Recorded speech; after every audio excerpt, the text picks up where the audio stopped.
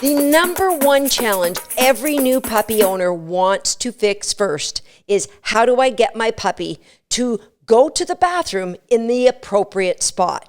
Now, for some puppy owners, this mystery never gets solved. And there's a lot of adult dogs that are messing in the house as I speak. Oops. Today, that's all going to change because I'm going to share with you my 3-part process that guarantees any dog of any breed, of any age, can become house trained. Hi, I'm Susan Garrett. Welcome to Shaped by Dog. And listen, if you have an adult dog who already is house trained, don't turn away from this podcast because I'm going to share some really unique dog training that I believe will be of interest to everybody because it's a different slant on a long unanswered question for a lot of people. How do I house train my dog? It comes down to this acronym, HOT. I don't want you to get hot if your puppy has a mistake in the house. HOT, habits, observation, and timetable. Now, I'm going to share with you what I do if I get an inadvertent accident in the house. But in the meantime, if you follow this 3-part process, I promise you, literally within a week, you're going to have a pretty reliable puppy. And short of a month, it should be rare that you ever have an accident in the house. So let's start. H, that is habits. Now, behavior is just a collection of habits. My behavior, your behavior, and for sure, our dog's behavior. And success comes from creating really good habits. I suggest you look at episode number 44, using coincidences and positive associations. In that episode, I introduce my training chart progress. And there I suggest when we're teaching anything to our puppies or our dogs, you want to make the correct behavior incredibly obvious and the incorrect behavior almost impossible. So that might be to make the correct behavior absolutely guaranteed obvious. Your puppy would just live outside all the time because they would always be correct anytime they went to the bathroom. They'd always be going in the correct spot. But now that isn't reasonable. So what can we do? The next best thing is we can follow these 5 simple habits that are going to help arrange those coincidences so your puppy does learn to go in the right spot. Habit number 1 is we have to control the environment for that puppy. And I use 3 simple tools to do that. First of all, a crate. A crate now, for those of you who say, I want my puppy to live free. I don't want him to be in behind barriers and crates and stuff like that. Well, then you're going to have to get used to the smell of urine and the occasional stepping in poop around your house. And guess what? That stuff, it goes moldy and it stinks up your entire house. And there's no need for it. 3 simple environment changes. Number 1, a crate. A crate big enough that your puppy can be comfortable in it, but not so big that he can learn to pee in one area and sleep in another. So just big enough for him to comfortably sleep in there. He doesn't have to spend a lot of time in his crate, only when you can't be there to supervise him. Number 2, an X pen. And I have an 8-panel X pen. I use various ones around my home. It's a simple little lodging that you can take with you and create a little 4-foot by 4-foot area for your puppy to just have their own little home, but have a little more freedom than a crate would give them. And number 3 would be barriers like baby gates, things that would block off rooms or doorways in your house so that, let's say you're chillaxing in your living room and you want to hang with your puppy, you can block off the entryway to the kitchen. And so there's just the small area in your den or your living room where the puppy can be. So a crate, an X pen, and a baby gate. And I will give you some links to some of my favorites in the show notes. I strongly recommend you dig into episode number 6, The Art of Manipulation, where I talk about you get success in training when you manipulate the environment that helps to create what is obvious for the puppy. So we've got the puppy in a small area. Habit number 2 is make home base close to the area you want your puppy to potty in. Now, when I'm saying potty, some parts of the world they're thinking I'm saying party. Now, it's potty. Potty. And that's just a slang for going pee or poop in an appropriate area. All right. So make your home base, meaning the X pen or the crate, is going to be pretty close to the door. So if the puppy's in an X pen and you see that they have to go potty, you can quickly get them outdoors. Now, the only exception to that is my puppies do sleep in my bedroom on a raised surface right near my bed. And in episode number 26, I talk about how to get a puppy to sleep through the night, and that is a big part of it. Other than that, the home base starts for the first week or so very, very close to the door. So we have habit number 1, make sure you control the environment. Habit number 2, make sure that you create home base near an outside door. Habit number 3, outside privacy. That is, when you have your puppy home or the dog that you're retraining, every hour for the first week, you're going to say, let's go outside. You're going to clip on the leash and you're going to go outside to the area, the same area every time where you want that dog to do their business. Now, I say outside privacy. That means you get out there and you zip it. You don't interact with that puppy. If they jump on you and try to bite your pant leg, you're going to ignore them. Zero interaction. Let them do their business. Now, I like to say I want to pee in 3. I'll give them 3 minutes out there to do something. Most puppies are going to pee within 3 minutes. They'll go to the bathroom. You can quietly praise them. Good puppy. And then let them do some more sniffing and go about their business. You might get a number 2, or for some puppies, they're a double peer. My dog Feature was a double peer. She still is to this day. Don't just say, oh, I've got to pee, I'm rushing them back inside. That's when some puppies will have a little pee outside and then go have a bigger one in the house. Don't rush them. Make sure, give them 30 seconds or a minute at least after their last episode outside before you say, all right, we're going to go inside. You want to establish when we go outside, it is for you to do your business. So that's why you're going to give them privacy.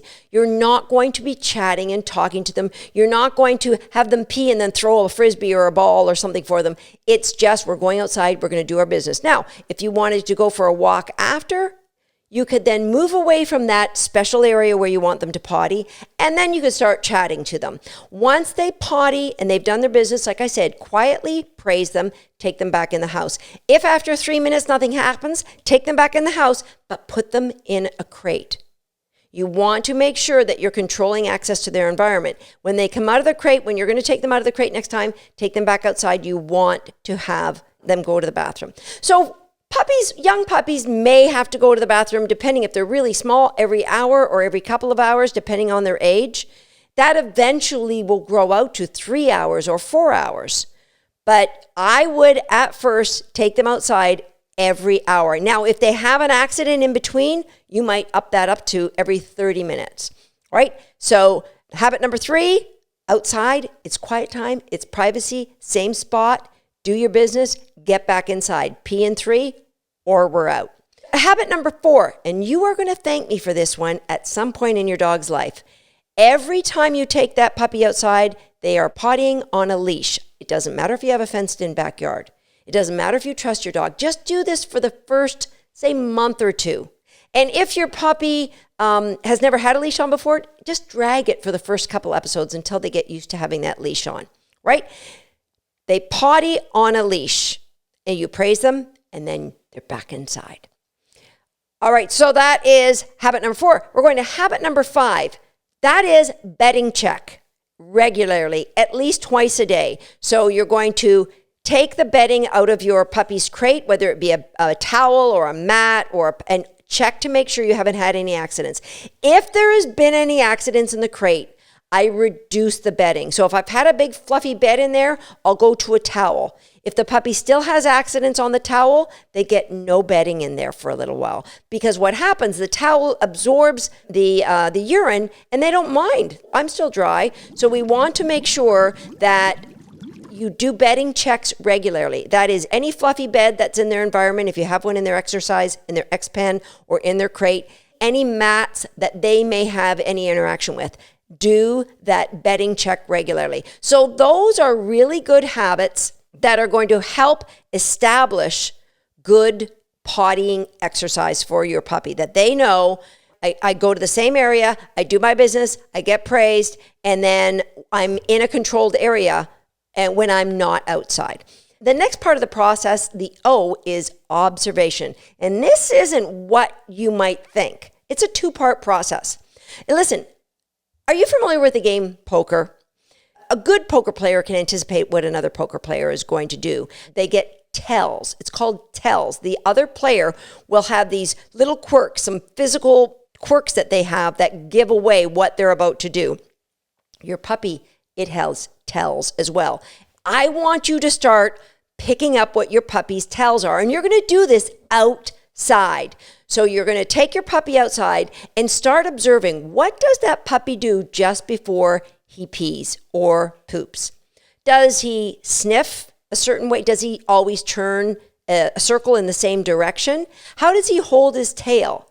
When he's about to pee, does he do something? Does he paddle his feet? Look for those little tells and write them down. Observe those every week or so, see if they're changing. And then what you're going to do is put yourself on high alert in the house. And if you see any one of those tells, you are going to then say to your puppy, let's go outside, clip the leash on, and get out there. The puppy will have tells. They don't suddenly just drop urine. All right? So look for those tells. And then you're going to be able to anticipate, and the puppy's going to learn, oh, so when I need to go, I go to the door. And you're going to, very quickly, you're going to see the puppy start to initiate that I need to go outside. Rather than just, starting to squat on your floor, they're going to say, now I've got to do something. But your observation skills, they are required all the time. Anytime your puppy is out of their crate, even when they're in their exercise pen, in that X pen, it doesn't mean that you don't have to be on high alert. And I can be cooking and just watching that puppy. I'm still watching for those tells. You don't ever want them to have an accident in that exercise pen. If every accident that they have, you've got to say, that is on me, that I could have done my job better. And guess what? That's just a rehearsal of something you don't want to have. And the more rehearsals they have, the better they get at pottying inside. Now, if you're like me and live in a cold climate country, a lot of puppies don't want to go outside in the wintertime. So you're going to have to get very, very good at following the powers of observations and those 5 good habits to make sure that puppy gets outside. Because remember, you need to be clear with your expectations. As Brene Brown says, clarity is kind. So be super clear by having those good habits and keeping your powers of observation on at all times when that puppy is outside of their crate. Okay, the third part of the process, this is a biggie. It is T, the timetable. Now, I'm going to tell you right off the bat, my dogs do not eat on any kind of a timetable. But when I have a puppy, the timetable is always around the times they do eat. So we know there are times when a puppy is more likely to want to pee. After any kind of sleeping episode, a little nap, take them out to their potty spot. Overnight, take them out to their potty spot. So any kind of nap, immediately they're going to give you something. And that gives you an opportunity to rehearse good behavior. Anytime you've had a big play or a training session with your puppy, take them out to their potty spot. I would say you're going to learn what that timing is for your dog, but for most puppies, 15 minutes to 30 minutes after a big drink. And if your puppy is a swimmer, always take them out several times after they've had a swim. Again, depending on the age of the puppy, it could be 15 minutes, 30 minutes, an hour, 90 minutes after they eat. Younger puppies, they need to get out immediately after they eat, and then you can drag it out as you learn the timetable of your puppy. Eventually, they will become very predictable because you don't have to feed them at a certain time, but you do have to take them out at a certain time after they have had anything to eat. Because food in starts to simulate food out. So if you are very religious about that timetable, again, you are establishing good rehearsals of what you want, doing your business outside, which is going to give you a better chance at making sure that your puppy always does their business outside. Now, What I didn't say, and I maybe should have started this off, is if your puppy is having accidents in the house and you are doing all of this, please make sure to get your puppy checked out by a veterinarian and make sure there isn't anything physically wrong. And finally, let's talk about when an accident happens, because let's face it, none of us are perfect, and our puppy may have an accident. It happens. There's two kinds of accidents. There's the accidents you happen upon. Those are the worst. Those are the worst. When you're walking through the house and there's just a puddle. Oh, you can only hope that that puddle is near the door. The closer to the door is, that's a good sign that your puppy is figuring things out. If the accident, the puddle or the pile is behind furniture, you're in trouble. It means that you have handled these accidents inappropriately. It means that your puppy is worried and they're starting to hide so that they can eliminate somewhere in the house. What you need to do is create a Zen attitude. If there is an accident, it is not on the puppy. It is 100% on you or a family member, but that's okay too, because you know what? Maybe they were supposed to be looking after the puppy and they got distracted as well. It's not earth-shattering. Adopt a Zen attitude. An accident you find after the fact, all you can do is clean up and do a better job. An accident that the puppy, you're right there and you see them start, you missed the early tells and they're about to squat, just quickly get to them and rush them outside. Clip that leash on. I like, in the heat of the moment, I just grab the leash and clip it over. You might even just grab a leash in one hand and pick up the puppy and run them outside. And if they're in the middle of a poop, if you just press down on their tail head, quite often that will stop it so you can finish it outside. All right? Get them outside and then bring them back in, put them in the crate, clean up the mess, and plan how you're going to do a better job with your powers of observation.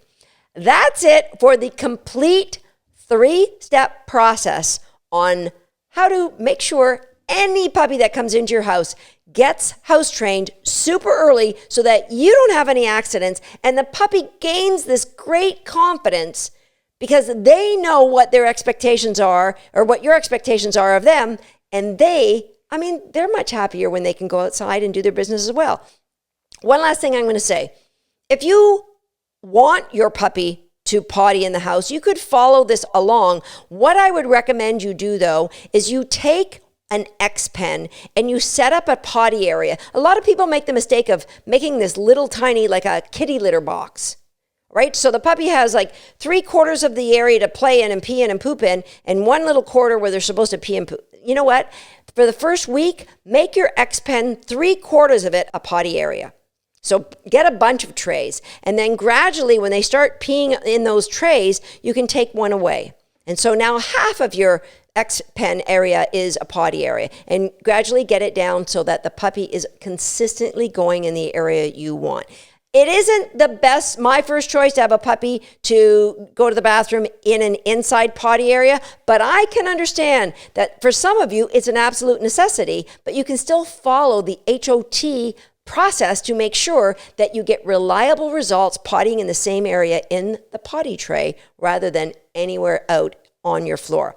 Okay, and finally, if you haven't checked out my video on YouTube on Susan Garrett's 5 Puppy Games, please do that. It will give you new insights into things you can do to exercise your puppy's brain and body while they are inside your house. And that's going to help set up another opportunity for you to run them outside, have a successful potty. I'll see you next time on Shaped by Dog.